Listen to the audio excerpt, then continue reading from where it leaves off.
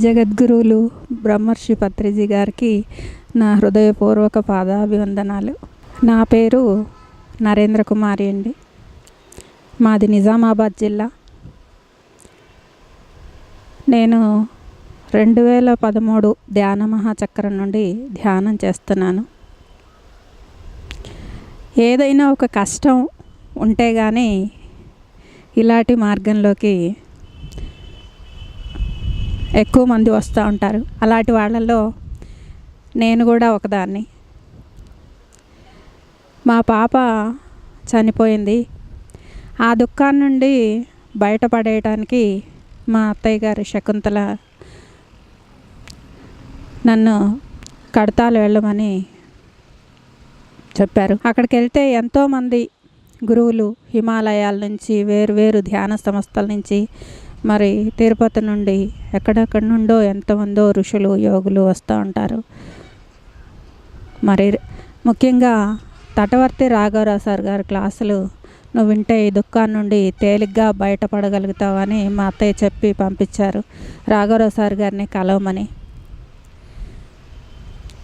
మరి నేను అక్కడికి వెళ్ళిన తర్వాత సార్ని కలిసినప్పుడు నేను ఏమనుకున్నానంటే, ఏం చెప్తారో మరి మా పాప గురించి. అంటే ఎవరికైనా మనం అన్యాయం చేస్తే మనకు అన్యాయం జరుగుతుంది అంటారు కదా. మా బిడ్డ కానీ, నా భర్త కానీ, నేను కానీ ఎవరికైనా సహాయం చేసేవాళ్ళమే కానీ ఎప్పుడూ ఎవరికి అన్యాయం చేయలేదు.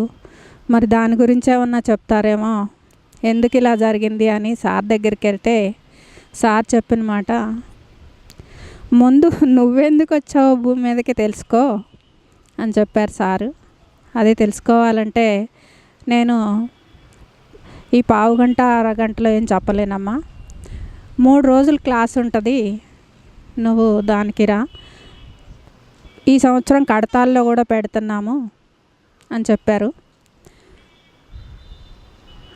అయితే మేము ఫిబ్రవరిలో జరిగిన ఆ 3 రోజుల కోర్స్కి వెళ్ళాము. అక్కడ వెళ్ళినప్పుడు సారు ఏం చెప్పారంటే, ధ్యానం కుదరాలి అంటే ఈ బయట శబ్దాలు ఏవి మిమ్మల్ని డిస్టర్బ్ చెయ్యలేవు, మీ లోపల నుండి వచ్చే ఆలోచనలే మిమ్మల్ని ఎక్కువగా డిస్టర్బ్ చేస్తాయి అని సార్ చెప్పారు. అంతకుముందు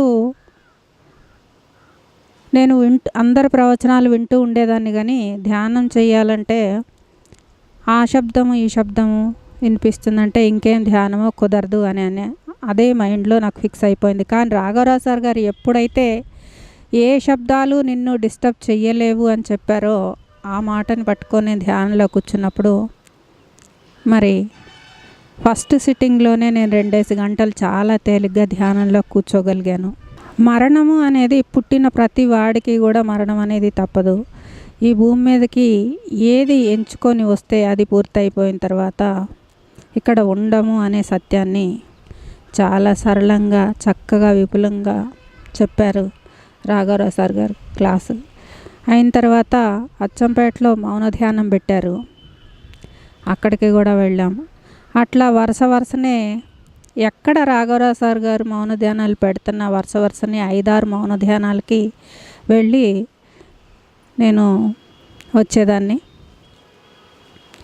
ఆ విధంగా సార్ రాసినటువంటి పుస్తకాలన్నిటినీ చదవటం, మరి ఇంకా యోగులు, యోగానంద పరమహంస జీవిత చరిత్ర, స్వామి రామ,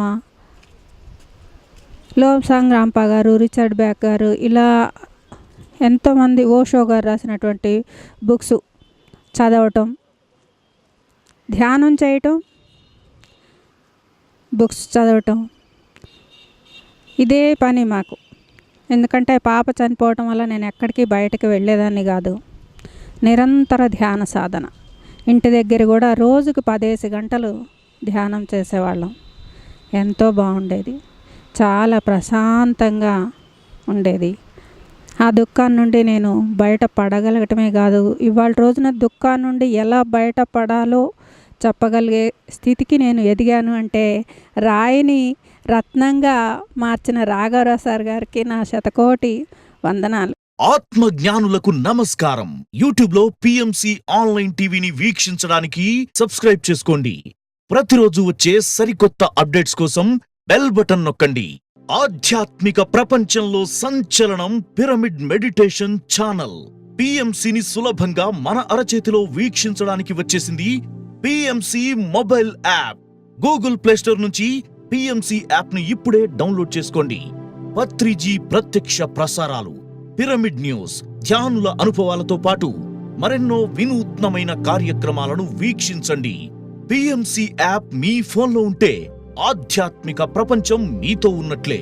మిమ్మల్ని మీరు వెతుక్కోవడానికి నిరంతరం మీ వెంటే ఉంటుంది పిఎంసి.